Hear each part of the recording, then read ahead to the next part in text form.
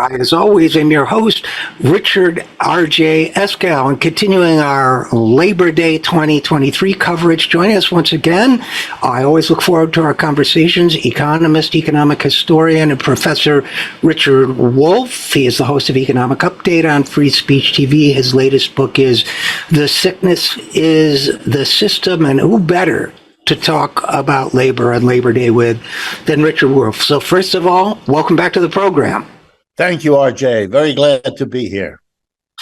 Well, we're glad to have you. And I'll tell you, one of the things that strikes me, and I keep thinking and talking about with regards to Labor Day, and I have for years, is one, the United States might be the only country in the developed world that celebrates its version of International Workers' Day, or it's also called Labor Day in some places, but normally it's May Day. It's May 1st, most places around the world, and yet in the United States, it's celebrated in September. And the other thing that I think distinguishes the United States Labor Day perhaps from other Labor Day celebrations, that there's very little said about labor.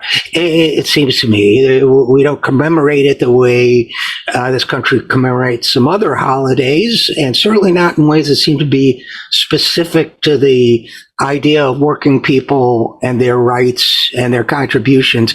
Am I being overly cynical? No, I think you're being actually very kind. Whatever the opposite of cynical is, you're more tilting in that way. It always struck me as like that. Yeah. Okay. It always struck me as bizarre because, yes, around the world, May Day, May 1st, is the day that you have these events. I know from France. My father was born in France, so I have a connection with that part of the world.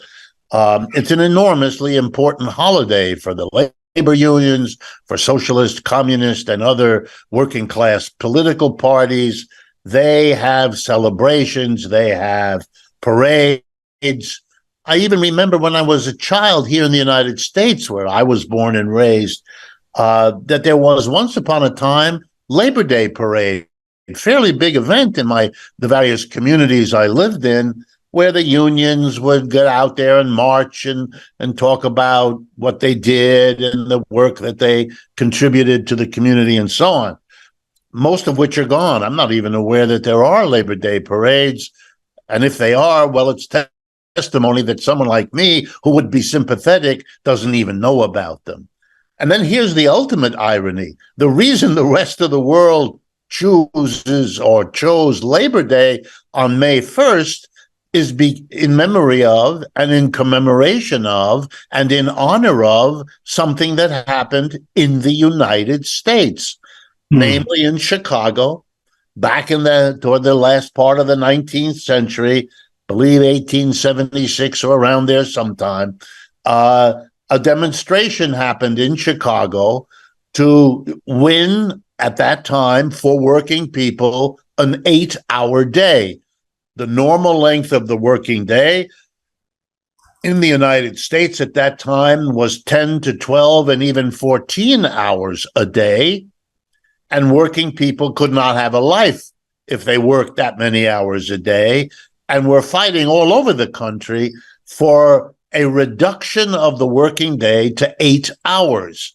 And they had a big rally in Chicago, as they had in many other American cities, in support, working people going out in the streets, peaceful demonstrations 99% of the time, in Chicago as elsewhere, pushing for the 8-hour day.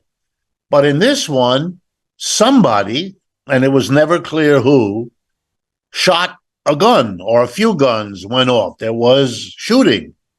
And before all the tumult had subsided, there were shot people. And then the police went on a vendetta because they were blamed for not keeping the peace and fingered anarchists. In those days, that was a popular person to hate, anarchism. It's before the Russian Revolution, so socialism and communism weren't yet the bugaboos that they became later. So it was the bad guys were the anarchists. And so a couple of them were blamed and they were killed. They were hung. They were executed. And this seemed a terrible travesty to working people all over the world. After all, the demonstration which caused all of this was for an 8-hour day, which was a noble objective. Therefore, it was a kind of catastrophe for the labor movement, and to honor those who had come together for the noble purpose of winning the 8-hour day, which eventually was the law, people decided to celebrate on May 1st because that's when that demonstration was called for. So here you have the United States in one of its many, many labor struggles of the 19th and 20th centuries, celebrated around the world, except in the country where the event actually happened.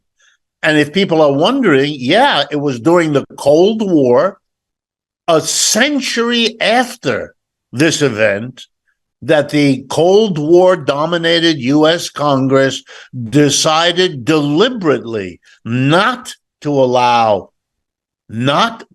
support or encourage an activity in honor of labor and labor's struggles on May Day, like everywhere else, but to instead have a different day to kind of spit in the face of everybody else. And the American labor movement, by that time, having been badly injured by the pro and anti-socialist and communist struggles in the labor movement coming out of the McCarthy era, and they went along with that. And what that effectively did is isolate the United States, make its celebration of labor not occur with that of the rest of the world. And that did work to diminish the whole attention. The world, we would be more likely to make bigger deal of it if we were reading in our newspapers about the enormous demonstrations and gatherings and celebrations around the world on May 1st than we are now, when we are the only country doing anything, and not much at that.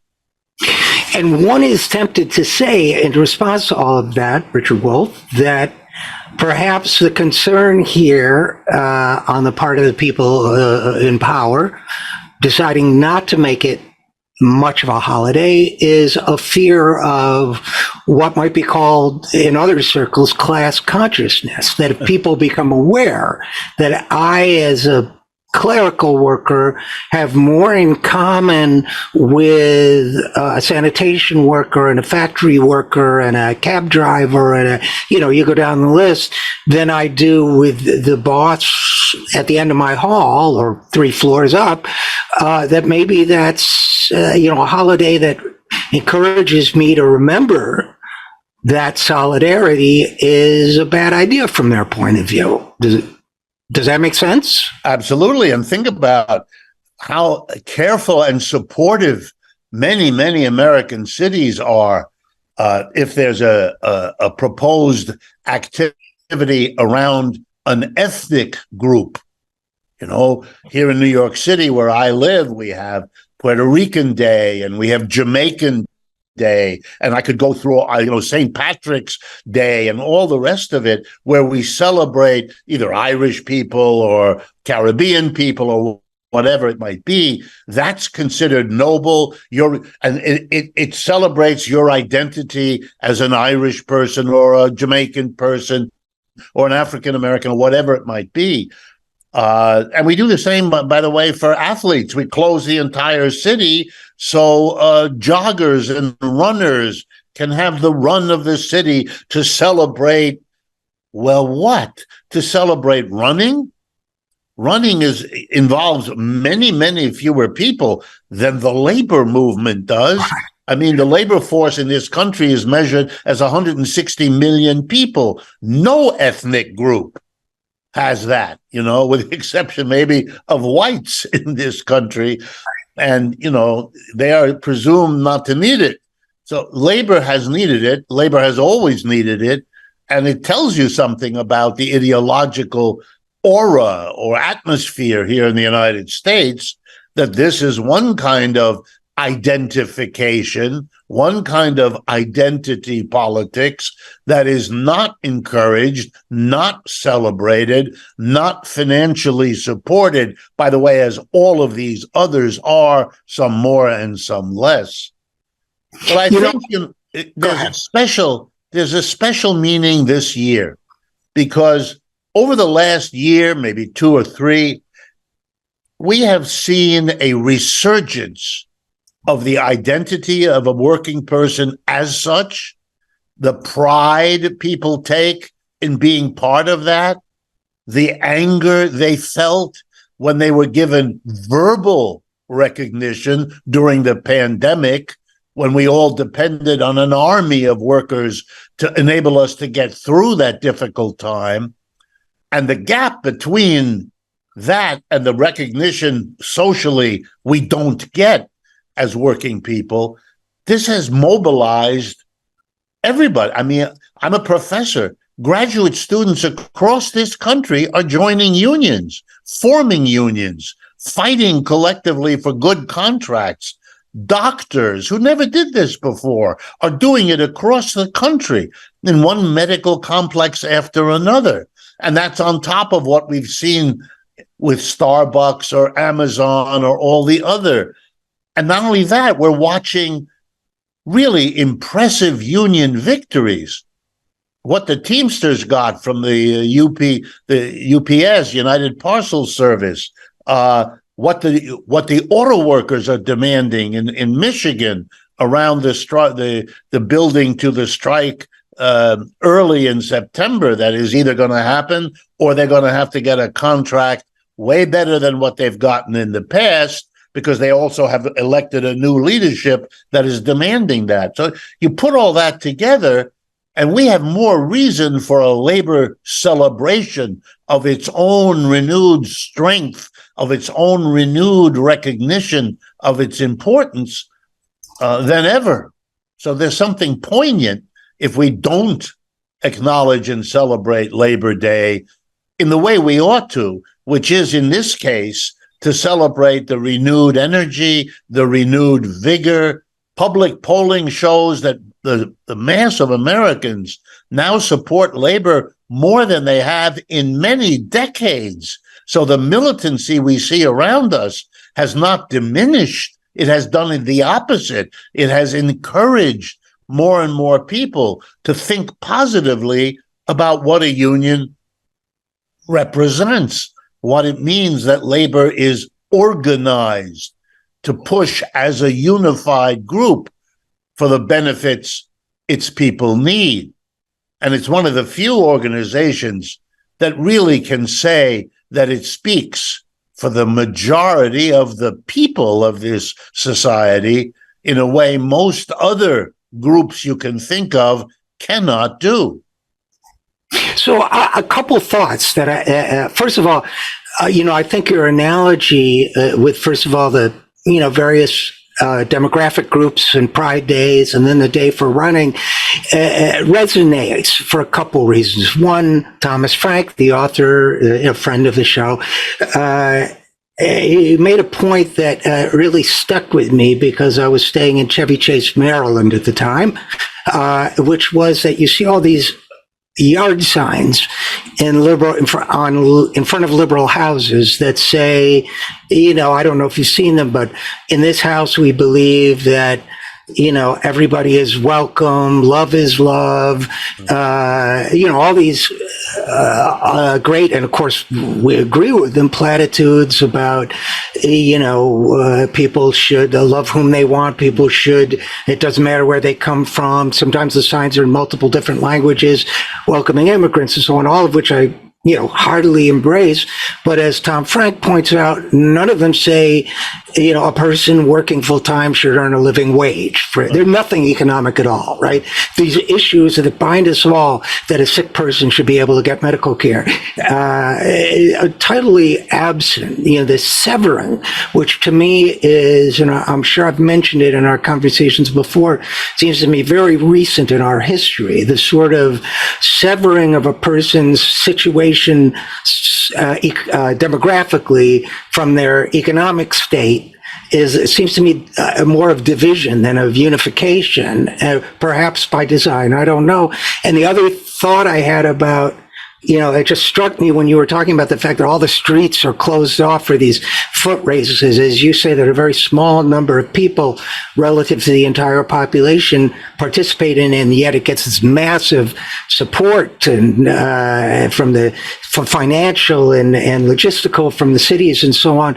It strikes me the other thing about racing, as opposed to, let's say, celebrating labor, is that racing by nature is an individualistic rather than a collective activity, and it's competitive rather than collaborative. So it seems as if, again, whether consciously or not, what we choose to celebrate, or what our leaders choose to have us celebrate, seems to be more designed in ways that divide rather than in ways that unite. Make sense?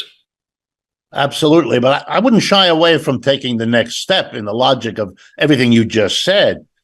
I don't think this is purely accidental or purely some kind of social mentality. I think that the business community of the United States was horrified by what happened in the 1930s, by a movement of this country's working class to be a powerful political force, which it was, to go to the president of the United States at that time, Roosevelt, and demand things for working people, which they did. And he, as a politician, knew he had to give them, or else he wouldn't be the president anymore. I mean, in a space of a handful of years, we got the Social Security system, we got unemployment compensation, we got the first minimum wage, and we had a government jobs program that employed 15 million people. I mean, a collection of benefits from the government that only a unified political force based in and about the labor movement could ever have done, which is why it's the only time anything comparable to that happened in American history. Since that time, the corporations have understood you better undermine, disorganize, split apart the labor movement, because look what it can do if it is unified, if it does have political parties working alongside labor unions to mobilize the working class as a class. And I think that we are suffering from the success of the interpretive and intentional movement after the Great Depression and the Second World War were over, to use the next 50 years, as they did, to destroy the labor movement, to make us go from 35% of our workers being in unions to the 10% roughly that are in them now. All of that, including the disappearance of Labor Day parades, is a program that has to be reversed. Look, I'm very impressed, as are many Americans on all sides, not only by the unionization that's going on, the strikes that are happening, but the gains that they're winning. The UPS workers basically got 7.5%, 8%, depending on a little bit how you count it, wage increase. For some workers, considerably more than that. Those are very impressive numbers. But here I'm an economist, so I have to remind people, great as those gains were, if you stand them against the inflation we've had for the last 2 years, they're basically successful catch-up. But they're not enhancing the resources that working class families have. They're not making it easier. They're making it less harder than it was. But they're not catching up to things they had years ago. The minimum wage today is $7.25 per hour. It hasn't been changed since 2009. That is an abuse of the lowest paid workers in our communities that is beyond outrageous. Prices have risen, by my calculation, 25% since 2009. In the case of food, more than that. And we haven't raised that wage, neither Republicans nor Democrats. That shows you that the labor movement is incredibly underrepresented in the halls of power. And that is a terrible loss. And even if you're strong enough in a Teamsters union or a United Auto Workers union to play catch up and to win big raises that allow you to keep up with big price increases, if you want a better deal for the working class, then you're going to have to go much further than you have gone, even in those successful situations. We have to talk about a mobilization that can bring real basic change to the United States as a society, the majority of whose people are wage-earning laborers, whatever other titles they covet for themselves. And that's, that to me is analogous to the conversations I sometimes have about health policy, which, I have some background in, with people who, for example, a year ago or so were celebrating the fact that for the first time in quite a while, healthcare inflation was not outpacing general inflation. And this was a big win, we were told. Big win. I guess it was a couple of years ago. And, my reaction was, people are already, first of all, but the share that's being transferred from employers to employees for working people has increased far greater than inflation. So you're already not counting the household impact of this inflation. You're going by the very kind of old-fashioned model of benefits as withheld wages and so on. But secondly, that if you're underwater to begin with, 10 feet underwater, and someone comes to you and says, "Hey, good news, you're only 5 feet underwater now," you're still drowning. Right. And to me, that's the state best case of, a lot of the working class. And I wonder, in terms of all this, where monetary policy fits in, because you see unions starting to win concessions. The railroads, Biden had to come in and water it down somewhat, but you see unions, they're beginning to get some concessions. You see the UPS thing, seem to be writing on the wall. And then you see, at the same time, for the past year or so, however long it's been, the Fed has been tightening monetary rates, almost as if to say, well, workers have it a little too good. They have a little bit too much clout. We're going to see if we can't make them a little more desperate. Am I being paranoid there, or no? It's well understood across the economics profession, left, right, and center, that if you raise interest rates during an inflation, the whole point and purpose is to make it more expensive to borrow.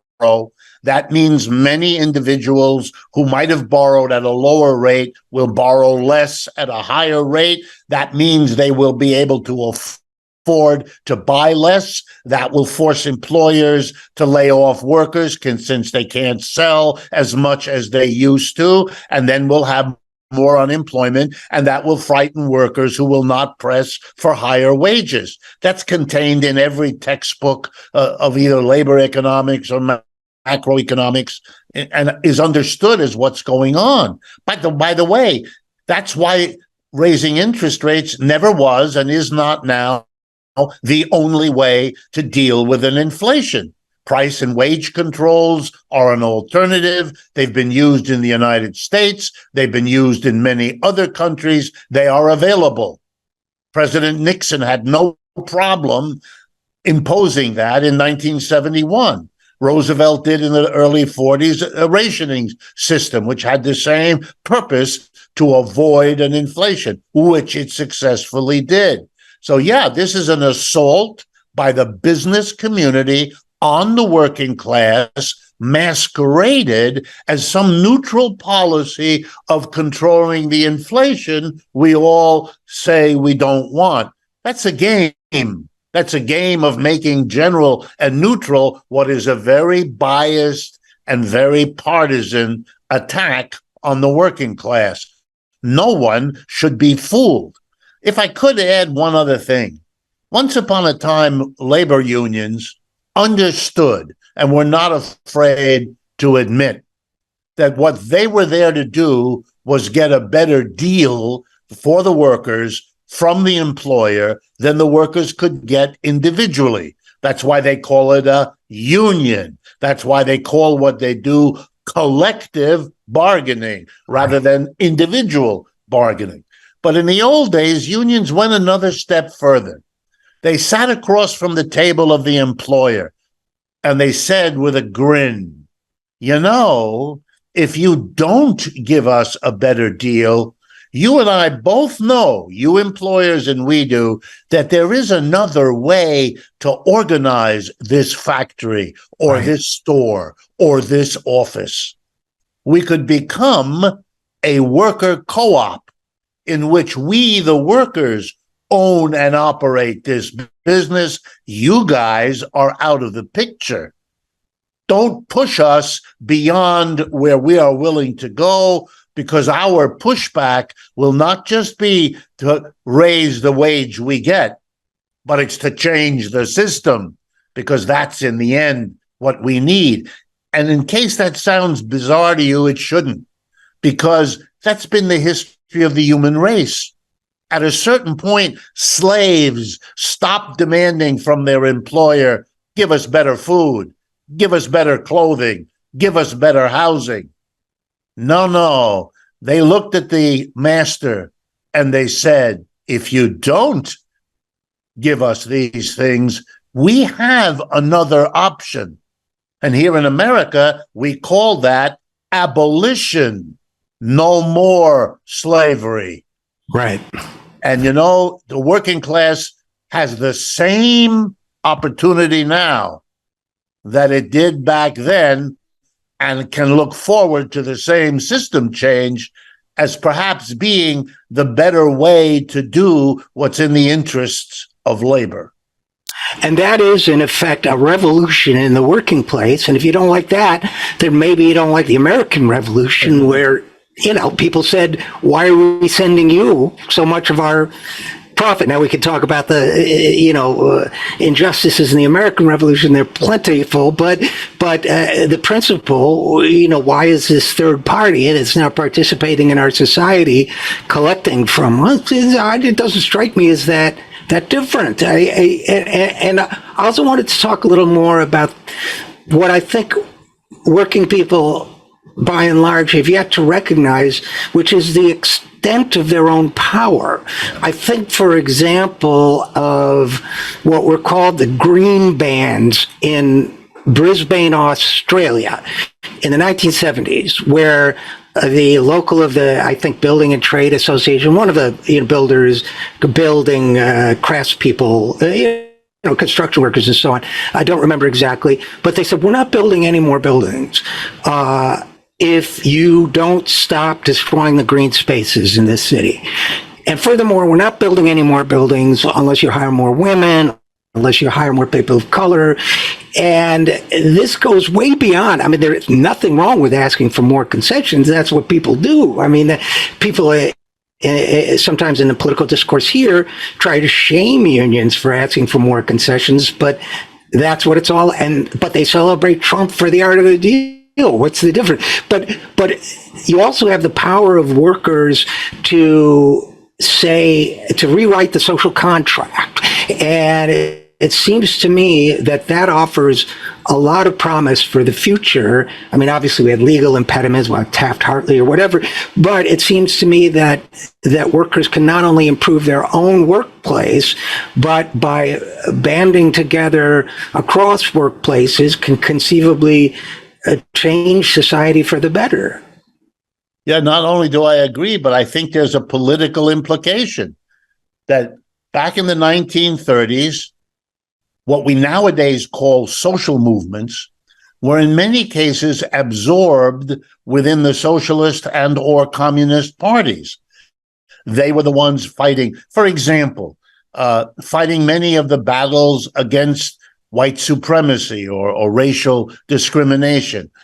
They were in the head of pushing for the women's right to vote even earlier, et cetera, et cetera. Now we have, because those movements, socialist and communist, were made evil and bad and demonized. So we have the movements divided up, a feminist movement, an anti-racist movement, an ecological movement. But the lesson of the 30s was when you unified the labor movement and the social movements through the alliance of the unions, the socialists, and the communist parties, what was called the New Deal coalition, they had the power. And what you're saying is, look, Brisbane is an example where you bring an ecological movement and consciousness together with a labor movement and consciousness. You bring them together, you can achieve things neither one of those movements alone and by themselves could ever do. This is a powerful lesson. Breaking up the socialist and communist parties had much less to do with evil Russia, Soviet Union. It had to do with breaking an alliance here that had showed the American people what an alliance of social movements and labor unions can bring: social security, unemployment compensation, minimum wage, and public jobs. And even the assault of the business community that got rid of the socialists and communists and split up the social movements has been unable, although it has tried, to get rid of Social Security and unemployment compensation. Those have been held on even through the horrors of the rollback of the labor movement. Imagine then what could be achieved if the unity we saw in the 1930s could be reconstructed now. If the implicit threat that beyond capitalism there lies an economy based on worker cooperatives, and that they better be aware that that's not a pie in the sky, that's an alternative. Just like freeing the slaves was a real alternative that one day became, with the Emancipation Proclamation, the law of the land. Well, you can't just emancipate slaves. You can emancipate what some of us have called the wage slaves of our time, here and now. Well, and that to me seems the way toward the future. And I don't know, in closing, I don't know if you've heard this song, Rich Men North of Richmond, that everyone's talking about. But yes, this guy is not educated politically, and this country singer, and he takes shots at people on welfare eating too much, and that's a bigoted trope, and I understand all of that. But I've seen reaction videos, as they call them, on YouTube of people watching when he sings about working long hours for bull blank pay, and black people, white people, young people, old people, and when he talks about the dollar ain't worth blank, and they all are electrified by it. So I think that the blowback against that song, they focus on the race baiting, which I don't dismiss, but they miss, as they've missed in the past, the opportunity to recognize, an opportunity to educate and build class solidarity across racial lines. I guess that's my final thought for Labor Day, but what's yours? No, I'd like to pick up on that too. I'd put the same thought in slightly different language. If the left wing in America is unable or unwilling to put together the anti-corporate, anti-capitalist impulses together with the anti-racist and anti-other commitments of the left, then they leave that kind of combination to the right. They allow the racists to appear to be sympathetic to working people. And if you do that, you can't really be surprised if working people looking for the allies they know they need go to where the olive branch, the offering, is handed to them. If you want a Democratic Party that can hold on to the working class, you better go in the direction of Bernie Sanders and AOC and the others. Because if you don't, then that anti-capitalism that is growing everywhere around us in this country will go to the right. as the more likely partner. And that should surprise no one, but it should hopefully mobilize inside the American left a greater respect for and a greater need to build coalitions with the labor movement and with the insurgencies that are now so alive within it. Well, we'll have to conclude on that note, but it's an excellent one. Again, my guest, Richard Wolff, as always, thanks for coming on the program, and have a happy Labor Day. Same to you, and many more. God willing, or whomever. Yes. And we'll be right back after this. I'm Richard RJ Eskow, and you're listening to The Zero Hour.